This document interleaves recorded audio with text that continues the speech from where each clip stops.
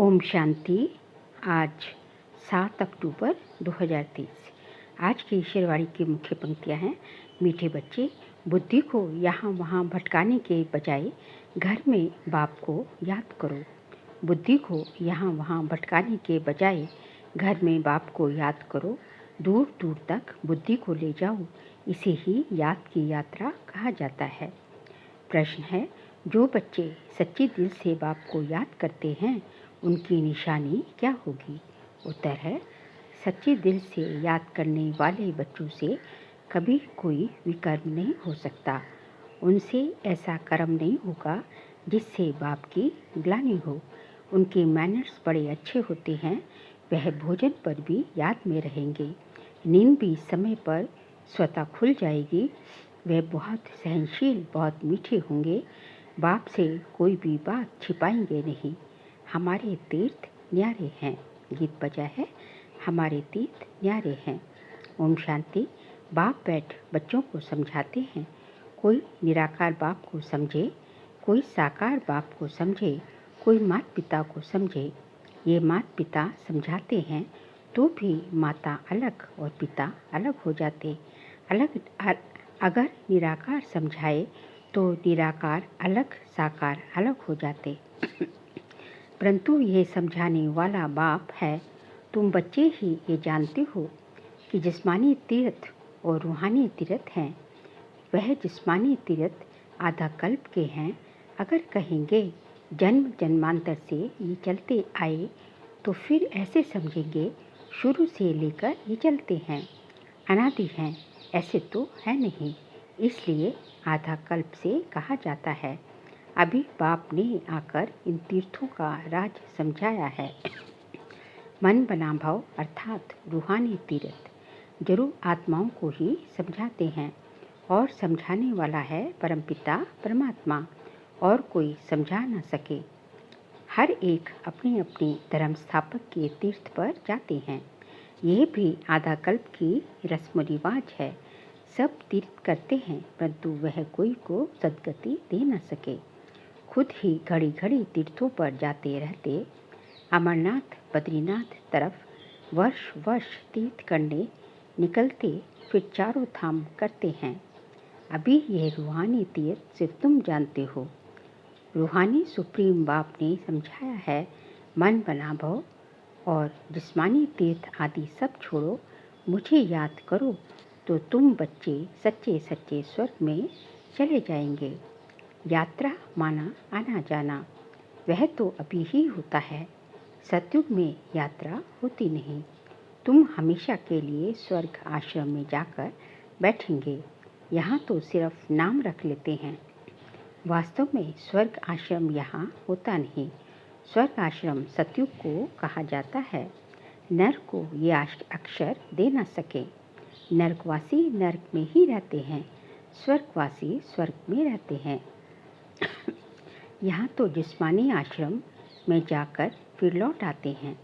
ये बेहद का बाप समझाते हैं। वास्तव में सच्चा सच्चा बेहद का गुरु एक ही है। बेहद का बाप भी एक है। भल कहते हैं आगा खां गुरु, परंतु वह कोई गुरु नहीं है। सद्गति दाता तो नहीं है ना।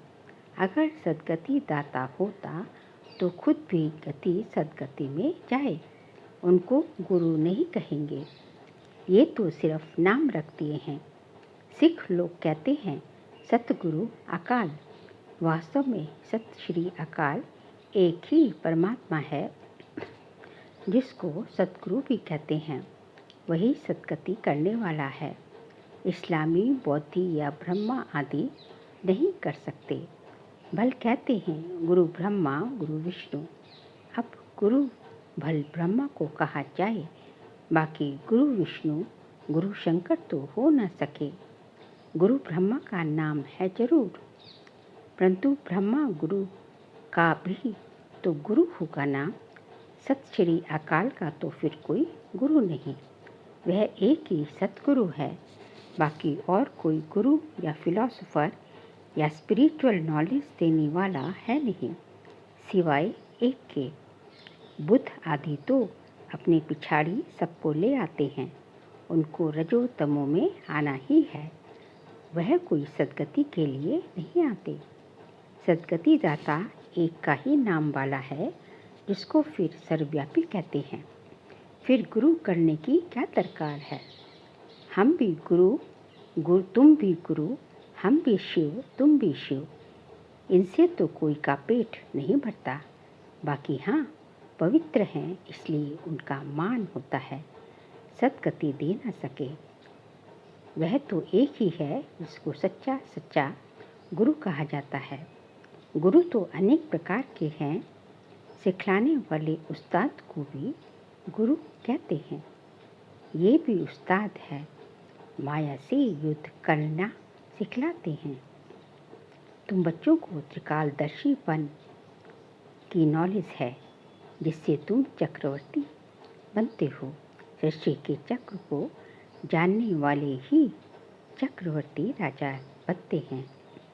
ड्रामा के चक्र को व कल्प वृक्ष के आदि मध्य अंत को जानना बात एक है। चक्र की निशानी बहुत शास्त्रों में भी लिखी हुई है।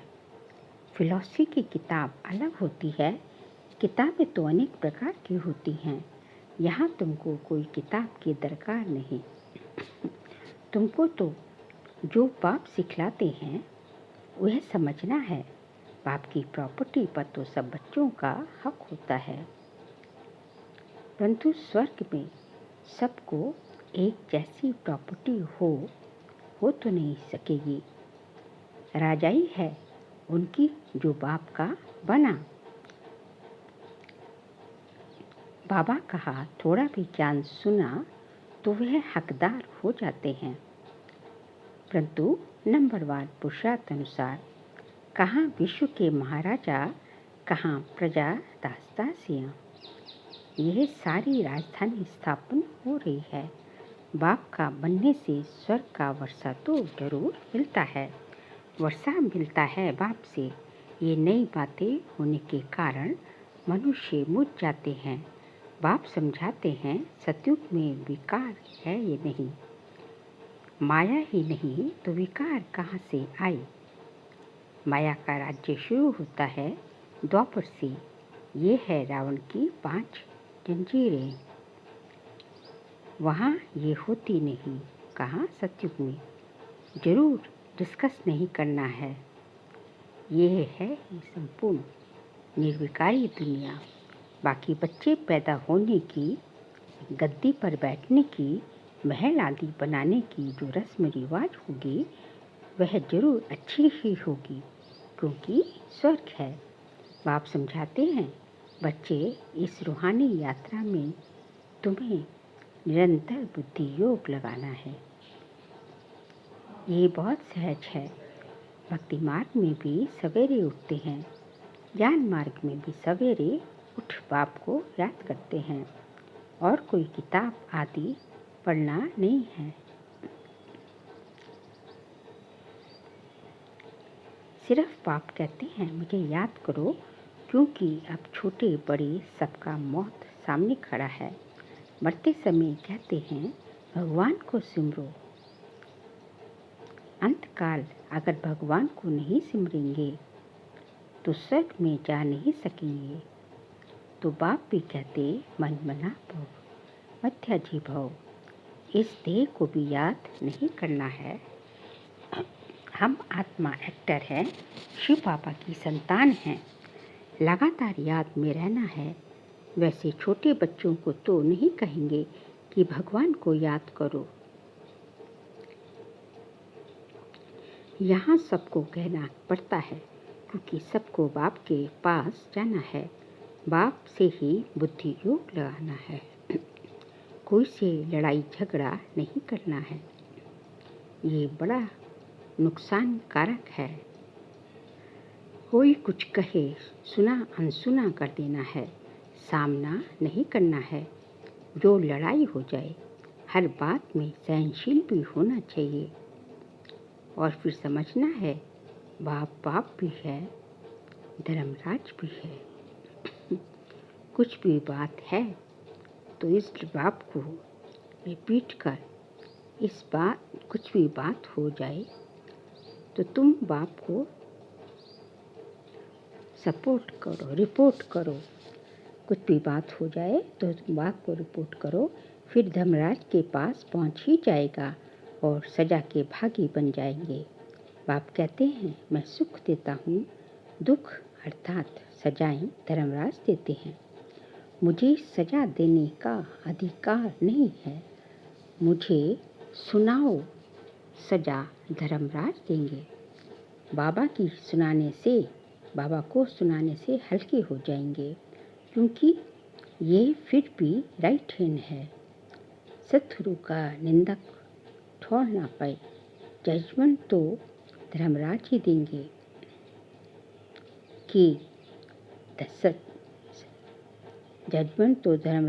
देंगे कि किसका दोष है, उनसे कुछ भी छिप नहीं सकता।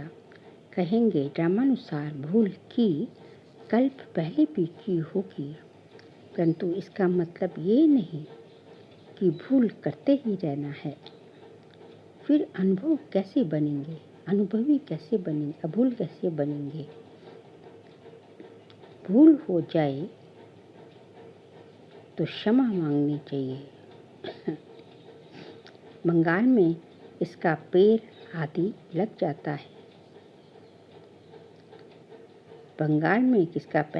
लग जाता है तो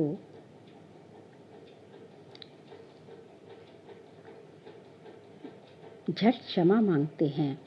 यहाँ तो एक दो को गाली देने लग पड़ते हैं। मैनर्स बहुत अच्छे होने चाहिए।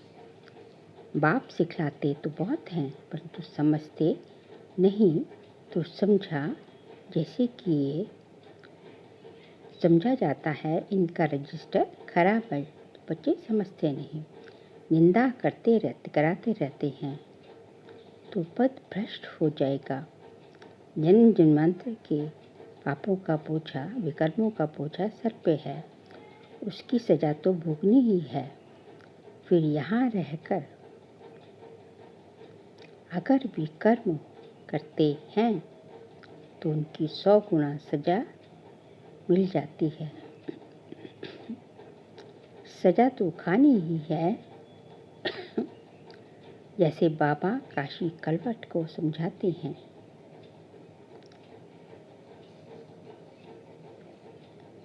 वह है भक्ति मार्ग का, ये है ज्ञान मार्ग की बात। एक तो पहले वाले विकर्म अभी तक विनाश नहीं हुए हैं। एक तो पहले वाले विकर्म है, दूसरा फिर इस समय जो करते हैं उनका दुख 100 गुना हो जाता है। बहुत कड़ी सजा खानी पड़ेगी। बाप तो हर एक बात समझाते हैं। कोई पाप ना करो, नष्टो मोहापनो। इनको याद करने से जमा नहीं होगा। इनमें शिव बाबा जब आते हैं तो जमा करने से इनमें शिव बाबा आते हैं तो याद शिव बाबा को करना है। ऐसे नहीं कि इनमें शिव बाबा है।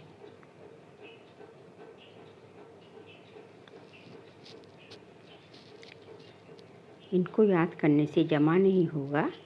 इनमें शिव बाबा आते हैं तो याद शिव बाबा को ही करना पड़ेगा। ऐसे नहीं कि इनमें शिव बाबा हैं, इसलिए इनकी याद रहे। नहीं, शिव बाबा को वहाँ याद करना है।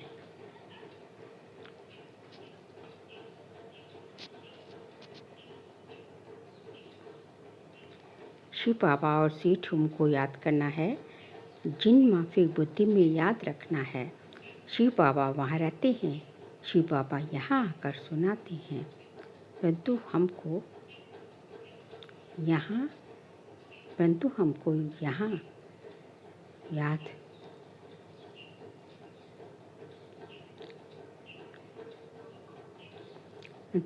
याद वही करना है, वहाँ करना है, यहाँ नहीं। वहाँ परम धाम में करना है। बुद्धि दूर जानी चाहिए, याद यहाँ नहीं। ये शिव बाबा तो चला जाएगा।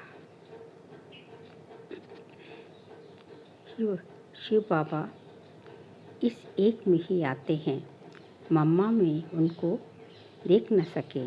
तुम जानते हो ये बाबा का रथ है, परंतु इनके चेहरे को नहीं देखना चाहिए।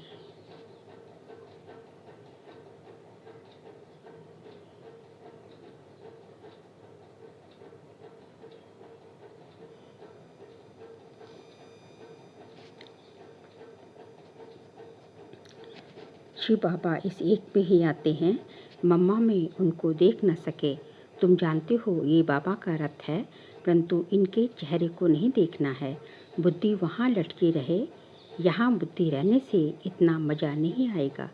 ये कोई यात्रा नहीं हुई, यात्रा की हद तुम्हारी वहाँ है। ऐसे नहीं कि बाबा को ही देखते रहो, क्योंकि इनमें शिव बाबा है। फिर ऊपर जाने की आदत छूट जाती है। बाप कहते हैं मुझे वहाँ याद करो, बुद्धि योग वहाँ लगाओ। कई बुद्धू समझते हैं कि बाबा को ही बैठ देखें। अरे बुद्धि को सीट होम में लगाना है। शिव बाबा तो सदैव रथ पर रह न सके, यहाँ आकर सिर्फ सर्विस करेंगे।